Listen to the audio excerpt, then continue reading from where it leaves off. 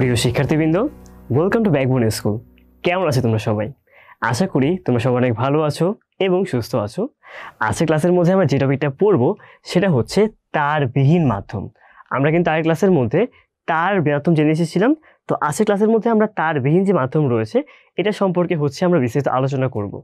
তো তারবিহীন মাধ্যম এখানে বলা হচ্ছে যে কোনো প্রকার তার বা কেবলের বাহ্যিক সংযোগ ব্যবহার না করে যদি তথ্য আদান প্রদান করা হয় তখন যে মাধ্যম ব্যবহার করা হচ্ছে তাকে বলা হচ্ছে ওয়্যারলেস মিডিয়া অথবা তারবিহীন মাধ্যম। ওয়্যারলেস মিডিয়াতে ইলেকট্রোম্যাগনেটিক রেডিয়েশন বা বিকিরণের মাধ্যমে ডেটাকে আদান প্রদান করা হয়। কি বলা হচ্ছে এখানে মেন হচ্ছে ইলেকট্রোম্যাগনেটিক রেডিয়েশন অথবা বিকিরণ, এর মাধ্যমে এখানে কি করা হচ্ছে? তথ্যের আদান প্রদান করা হচ্ছে।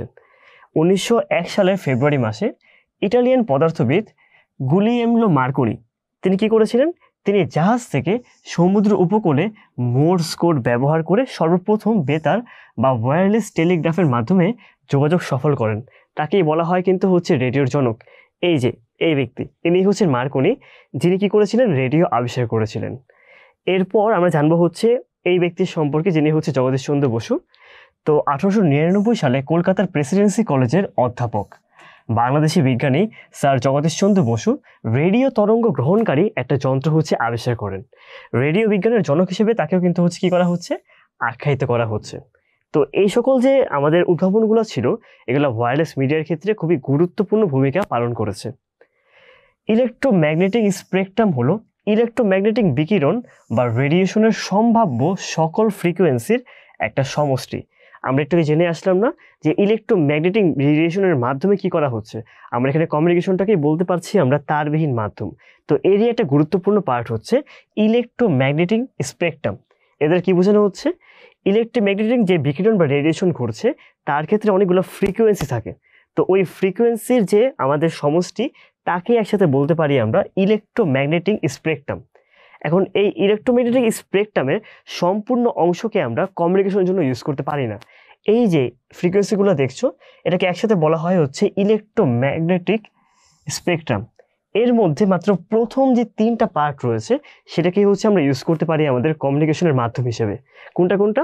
যে ইলেকট্রোম্যাগনেটিক স্পেকট্রামের নিম্নলিখিত 3টি মাধ্যমে ওয়্যারলেস কমিউনিকেশনকে সম্পন্ন করা পসিবল হয়। কি? একটা রেডিও ফ্রিকোয়েন্সি কমিউনিকেশন, 2 নাম্বারটা মাইক্রোওয়েভ কমিউনিকেশন, এন্ড 3 নাম্বারটা ইনফ্রারেড কমিউনিকেশন। এই 3টা মাধ্যমে কি করা যায়? আমাদের তারবিহীন মাধ্যমে আমরা যোগাযোগ স্থাপন করতে পারি। মানে এত বিশাল বড় যে আমাদের রেঞ্জ রয়েছে ফ্রিকোয়েন্সি, এর মধ্যে জাস্ট প্রথম 3টা ফ্রিকোয়েন্সি আমরা এখানে কি করতে পারি? ইউজ করতে পারি। কিন্তু মেইন টপিকে চলে যাওয়ার আগে আমরা এই যে আমাদের তারবিহীন মাধ্যম এই সংক্রান্ত আমরা কিছু গুরুত্বপূর্ণ তথ্যগুলি দেখে নিব, যেখান থেকে তোমাদের পরীক্ষায় কোশ্চেন আসতে পারে। কিরকম? তো প্রথমত বলা হচ্ছে কম্পিউটার নেটওয়ার্কে ডেটা ট্রান্সমিট করা হয়ে থাকে ইলেকট্রোম্যাগনেটিক স্পেকট্রাম ব্যবহার করে, এবং একে আমরা বলতে পারি রেডিও ফ্রিকোয়েন্সি। 3 কিলোহার্জ থেকে 300 কিলোহার্জ ফ্রিকোয়েন্সির বেতা তরঙ্গকে আমরা রেডিও ওয়েভ বলতে পারি, যে সম্পর্কে আমরা একটু পরে গিয়ে আরো বিস্তারিত আলোচনা করব। চিকিৎসা ক্ষেত্রে রেডিও ওয়েভ সাধারণত ব্যবহার করা হয়। কোন ক্ষেত্রে ইউজ করা হচ্ছে? চিকিৎসা ক্ষেত্রে। এটা কিন্তু আমাদের একদম মেইন লাইনের মধ্যে গিয়ে পড়ছে। রেডিও ওয়েভকে ইউজ করতে পারি আমরা চিকিৎসা ক্ষেত্রে।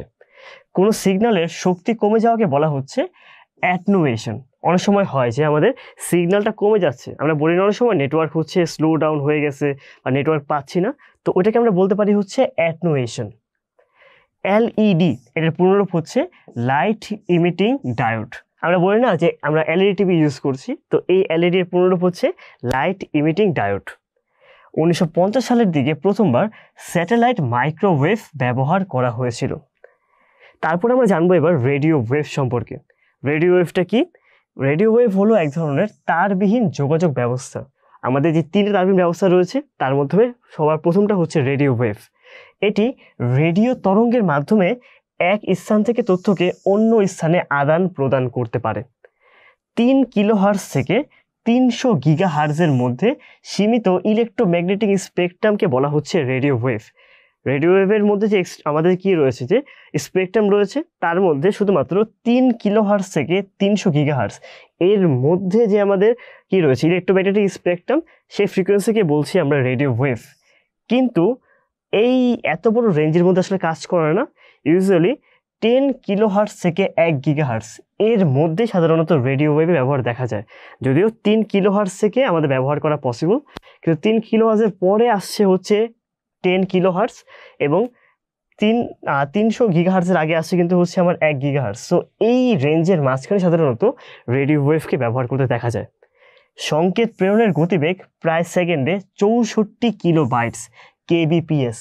এখানে কিন্তু আমাদের কিলো বিটস বলা হচ্ছে, ঠিক আছে, কেবিপিএস বাইটসে কিন্তু 64 কিলো বিটস হচ্ছে আমাদের সংকেত প্রেরণের গতিবেগ। রেডিও ওয়েভে সাধারণত আমরা দুই ভাগে ভাগ করতে পারি, একটা হচ্ছে নিয়ন্ত্রিত এবং অপরটি হচ্ছে অনিয়ন্ত্রিত। এই দুইটি হচ্ছে আমাদের রেডিও ওয়েভের প্রকারভেদ। এবার জেনে নিব হচ্ছে আমরা রেডিও ওয়েভ সম্পর্কিত কিছু গুরুত্বপূর্ণ তথ্যাবলী।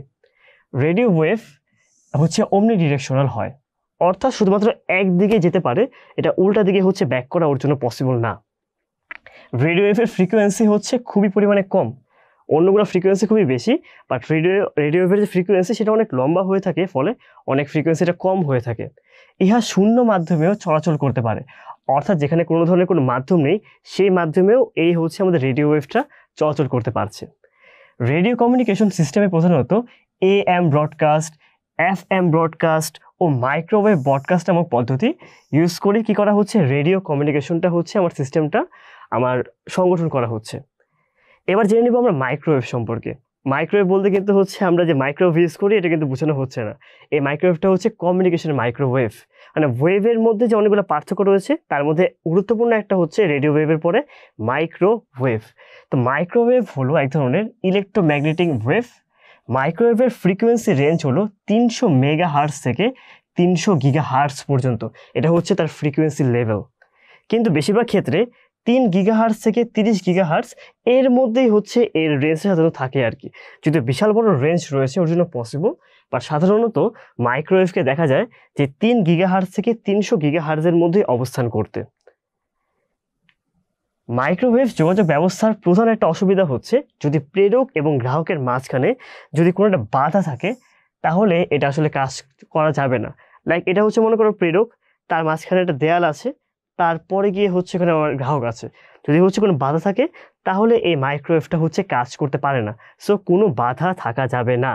মাইক্রোওয়েভ সবসময় সরল পথে গমন করে।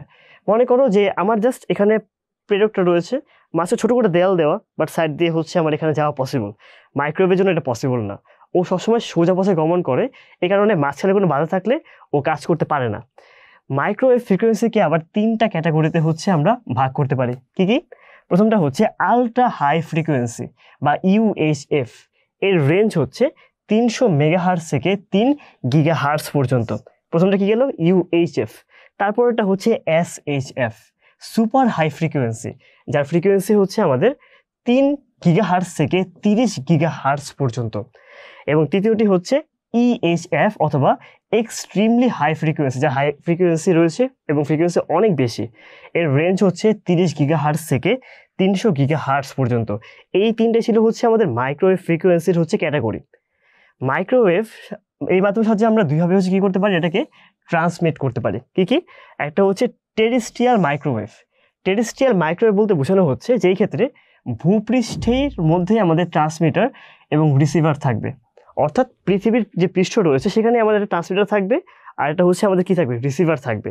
এটা হচ্ছে আমাদের টেরেস্ট্রিয়াল মাইক্রোওয়েভ, এবং এর মাধ্যমে আমাদের কি করা যায়, তথ্য আদান প্রদান করা যায়। মেগাহার্টজ রেঞ্জের ফ্রিকোয়েন্সি সীমার মধ্যে এটি কাজ করে। মাঝখানে কোনো বাধা যদি না থাকে তখন 1 থেকে 50 মাইল পর্যন্ত হচ্ছে এটা যেতে পারে। দ্বিতীয়টি হচ্ছে এখানে স্যাটেলাইট মাইক্রোওয়েভ, অর্থাৎ এখানে আমার যে রিসিভার এবং ট্রান্সমিটার রয়েছে দুটি ভূপৃষ্ঠে থাকবে না, স্যাটেলাইটের মাধ্যমে মেনলি হচ্ছে এখানে কাজ করা হবে।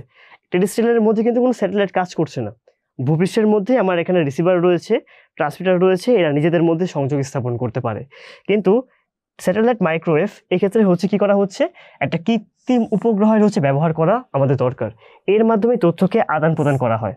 এই কৃত্রিম উপগ্রহ অথবা স্যাটেলাইট ভূপৃষ্ঠ থেকে প্রায় 36,000 কিলোমিটার উপরে পৃথিবীর জিওসিনক্রিনাস অরবিটে হচ্ছে স্থাপন করা হয়ে থাকে। মহাশূন্য বা স্পেসে যখন কিনা হচ্ছে অবস্থান করে তখন এর মাধ্যমে হচ্ছে তথ্য পাঠানোর জন্য আমাদেরকে ভিস্যাট ইউজ করতে হয়, ভেরি স্মল অ্যাপারচার টার্মিনাল, যে সম্পর্কে কিন্তু আমরা হচ্ছে আগের ভিডিওতে আমরা জেনেছিলাম। এবার জানবো হচ্ছে আমরা সবার লাস্টেরটা ইনফ্রারেড ওয়েভ সম্পর্কে। এটা কি? 18 শতাব্দীর মধ্যে এই ইনফ্রারেড তরঙ্গকে আবিষ্কার করেছিলেন উইলিয়াম হার্শেল। তিনি কি করেছিলেন? তিনি হচ্ছে আমাদের এই ইনফ্রারেড তরঙ্গটাকে তিনি আবিষ্কার করেছিলেন। ধারণা করা যায় যে ইলেকট্রনিক ইনফরমেশন সিস্টেমের পরবর্তী যে প্রজন্ম রয়েছে এটা ইনফ্রারেড পদ্ধতিতে তথ্য আদান প্রদান করে হচ্ছে ব্যাপকভাবে সম্পৃক্ত হবে। কেন? কারণ ইনফ্রারেড পদ্ধতি মিললে আমরা কোথায় কাজ করতে পারি? খেয়াল করে দেখো, আমি যে এখানের মধ্যে হচ্ছে এই স্লাইড চেঞ্জারটা ক্লিক করতে আমাদের স্লাইড যে চেঞ্জ করছি, এখানে কিন্তু একটা ইনফ্রারেড ওয়েভ ইউজ করা হচ্ছে। এটা কাজ করে হচ্ছে খুব শর্ট ডিস্টেন্সে, রিমোট অথবা হচ্ছে এরকম স্লাইড চেঞ্জার, এগুলোর মধ্যে শর্ট ডিস্টেন্সের মধ্যে যে আমাদের ওয়েভটা ইউজ করা হয় সেটা হচ্ছে ইনফ্রারেড ওয়েভ। সামনে দেখা যাবে আমরা সব কিছুই হচ্ছে আইদার কোনো কমান্ডের মাধ্যমে অথবা জাস্ট রিমোটের মাধ্যমে আমরা সব কিছু চালাবো। ফ্যান চালানো বলো, লাইট চালানো বলো, সব কিছু দেখা যাবে রিমোটের ক্লিকে হচ্ছে পসিবল হবে। তার জন্য হচ্ছে আমরা এই ইনফ্রারেড ওয়েভকে হচ্ছে ইউজ করতে পারি। ইতিমধ্যে টেলিভিশন, ভিসিআর, সিডি প্লেয়ার ইত্যাদিতে যে দূরনিয়ন্ত্রিত হচ্ছে আমাদের পদ্ধতি রয়েছে সেখানে ইনফ্রারেড প্রযুক্তিকে হচ্ছে ব্যবহার করা হচ্ছে। যা থেকে শুরু করে আমাদের ব্যক্তিগত কম্পিউটার থেকে শুরু করে রাস্তার ট্রাফিক সংকেত, গৃহস্থালী এমনকি খেলনাতে হচ্ছে ব্যবহার করা যায়। আমরা যখন রিমোট কন্ট্রোল কিছু চালাই তখন কিন্তু হচ্ছে এই ইনফ্রারেড ওয়েভটা ইউজ করা হচ্ছে। এর বৈশিষ্ট্যের মধ্যে গিয়ে পড়ছে এটার ফ্রিকোয়েন্সি রেঞ্জ হচ্ছে 300 গিগাহার্জ থেকে 430 টেরাহার্জ। তার মাধ্যম হতে পারে এর ডেটা চলাচলের গতি কম হবে। যদি তার মাধ্যম এটা হয় তখন এটার গতি অনেক কমে যায়, তার মাধ্যম থেকে এটার গতি অনেক পরিমাণে কম। ইনফ্রারেড যে যোগাযোগ ব্যবস্থা সেটা হচ্ছে IRDA অ্যাসোসিয়েশন দ্বারা হচ্ছে নিয়ন্ত্রিত, যার পুনরূপ হচ্ছে ইনফ্রারেড ডাটা অ্যাসোসিয়েশন। এটার দ্বারা হচ্ছে এটাকে নিয়ন্ত্রণ করা হয়। তারপর বলা হচ্ছে এখানে যে কিছু সুবিধা রয়েছে। কি সুবিধা?